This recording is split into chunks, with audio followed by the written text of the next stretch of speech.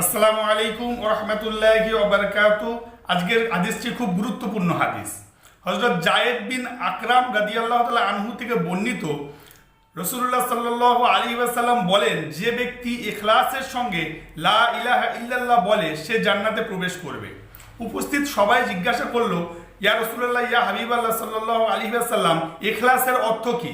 তিনি বললেন, ইখলাসের অর্থ হলো এই যে কলেমায়ে তৈয়্যিবা পাঠ করার পর ওই ব্যক্তি আল্লাহর দ্বারা হারাম বলে ঘোষিত বস্তুর উপভোগ থেকে ক্ষান্ত হয়ে যাবে।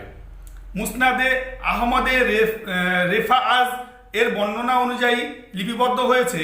তার ভাষা হলো এই যে ব্যক্তি সাচ্চা মনে সাক্ষ্য দেয় যে আল্লাহ ছাড়া আর কোনো উপাস্য নেই এবং সাক্ষ্য দেয় যে আমি অর্থাৎ হযরত মুহাম্মদ সাল্লাল্লাহু আলাইহি ওয়াসাল্লাম আল্লাহর রসুল, আর এরপর সোজা রাস্তায় চলে, সে জান্নাতে প্রবেশ করবে।